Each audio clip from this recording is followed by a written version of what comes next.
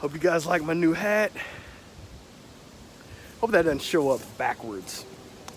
So we're gonna sit, talk a little bit about my thoughts on Black Republicans. So, I've seen a lot of these Blexit videos online, and they're all kind of sound the same. They talk about black people who need to leave the Democratic Party plantation. Then they start complaining about how mean people are to them online for being black Republicans.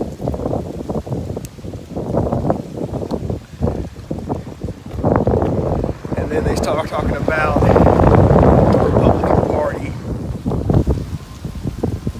The Republican Party from 1871 and all the stuff that was done during Reconstruction.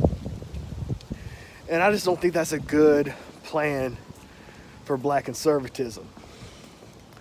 One thing that I see we need to move past, guys gotta move past. I'm a liberal, I'm a socialist, so I'm an extreme in the opposite direction.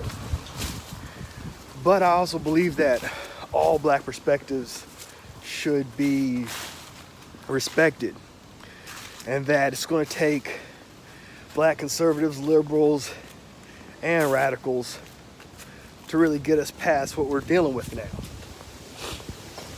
So,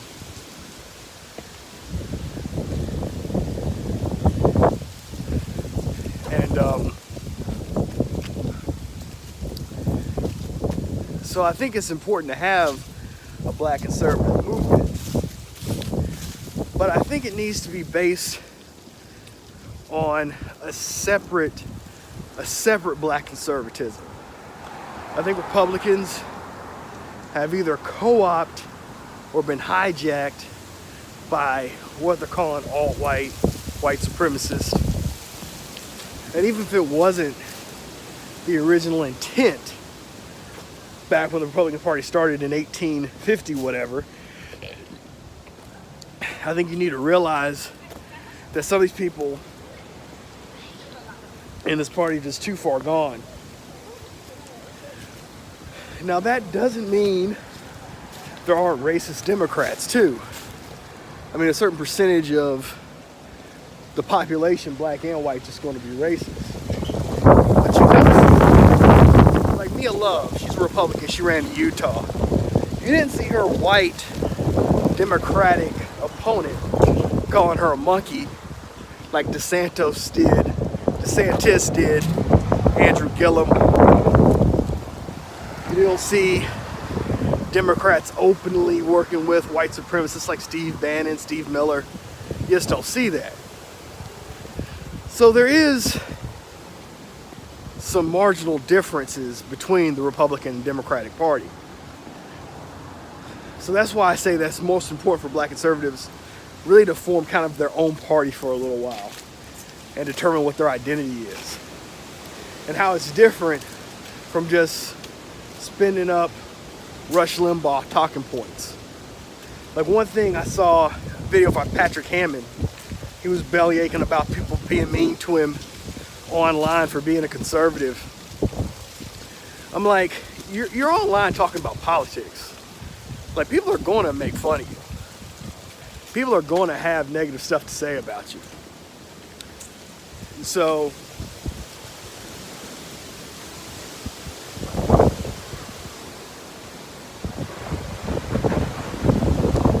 yeah, people are going to have negative stuff to say about you.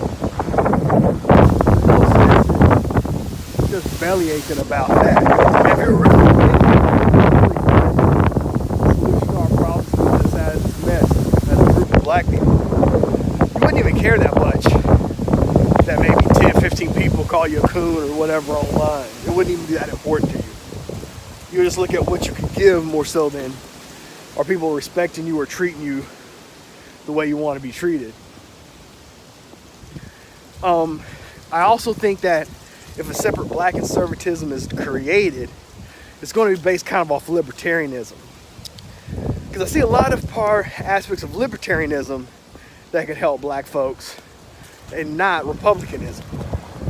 Because republicanism is basically just corporatism, just, you know, helping out corporate welfare and giving these big companies huge tax breaks and trying not to have a minimum wage or lower minimum wage. Or, I mean, most black people have, half of black America has zero wealth. That's coming from Tone Talks and the Duke University study. Half of black America has no wealth. The average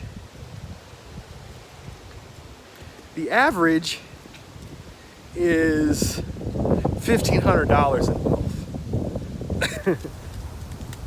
So I mean, we're not going to be benefiting from big corporate tax cuts or tax cuts for the 1%, because the richest black people, top 5%, have $350,000. So that's barely enough to really start a real business. That's not like a franchise or something like that.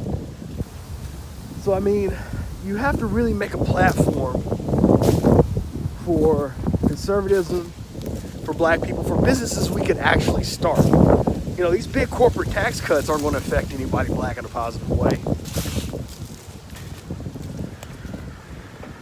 I also think conservatism could be useful to explain why we don't need to do all this foreign intervention to force our political will on these other countries. So that's another good thing black conservatism could do for us. So we got one, come up with a political platform to help businesses that we can actually start, not just giant corporations. Two, come up with reasonings to get us out of all these different wars and interventions we stay in all over the world that aren't helping anybody.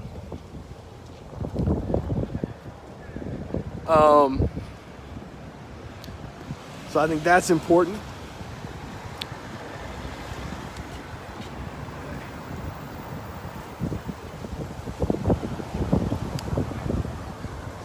There's even more stuff than that, I guess. I mean, one thing I don't like is when black Republicans start talking about the breakdown of the family being caused by welfare. They don't talk about how all the good manufacturing jobs left America, and we're always the last hired and first fired, so it disproportionately affected us, even though it had a horrible effect on just normal white people. It had a bad effect on us too. And then on top of that, you had sexual liberation, the fact that everybody doesn't want to get married anymore.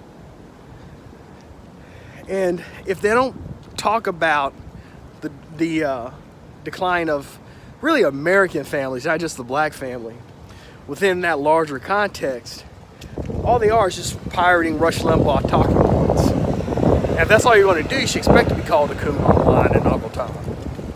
So you got to start explaining the problems in the black community within the larger context of wealth calcification, globalization, and really start standing up to some of these other people. Like, I would love a bunch of black Republicans, instead of just flying down to the White House for a photo op, really call out DeSantis for his monkey comment, or call out Brian Kemp for voter suppression. I mean, if you Republicans really have any real pull in your party, and you're really respected so much more than you're respected in the Democratic Party, you'd have enough pull to get them to stop this stuff. You'd have enough pull to get them not to be attacking our voter rights in the South. And you could convince them that you could convince other black people to vote Republican. Like, you shoot yourself in the foot talking about, you know, black people, when you talk about all black people are just mindlessly voting for the Democrats. Well, if all of us are mindlessly voting, and none of us are looking into why we're voting and why we're doing what we're doing, then why should we believe that anybody could go out here and like change our minds on voting and bring us into the Republican camp? So you got to fight this idea that black people are just inherently irrational. because it's not the case. I mean, we're an extremely rational people, and the reason we vote in a block is because we're a minority. And by voting in a block, you have more pull on an election. If everybody votes 50-50, then we negate our votes, and we have no political power at that point. So instead of just sitting around belly aching about how bad people are treating you after you've sat and insulted them by calling them mindless for voting for Democrats, let's come up with a real plan to convince us. Get some real pull in your party beyond a photo op.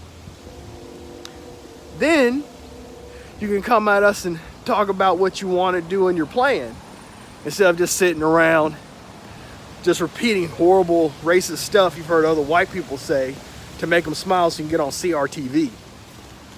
So that's all I got to say about that.